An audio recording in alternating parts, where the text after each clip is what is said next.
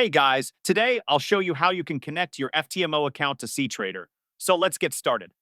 First, open your browser and go to ftmo.com, which is the official ftmo website. Once you're there, hover your mouse over the trading tab at the top and then click on trading platform. Here you'll see different platform options available like MetaTrader and ctrader.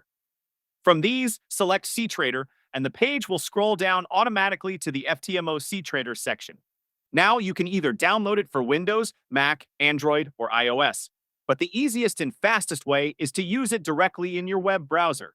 So go ahead and click on Web Browser under ctrader. This will take you to ct.ftmo.com, and you'll see a login screen. At the top, click on Login. If you already have a ctrader account, just sign in using your email and password. If you don't have one yet, you can quickly create it right here. To make things faster, you can also log in using your Google account, which is usually the easiest method. Just choose your Google account, click Continue, and you'll be signed in right away. Once you're logged in, you'll be asked to choose between opening a demo account, a live account, or linking your existing ctrader ID. For this tutorial, I'll go ahead and open a demo account to show you the setup process. After you select your account type, it'll take you to a new page where you can finish creating your trading account.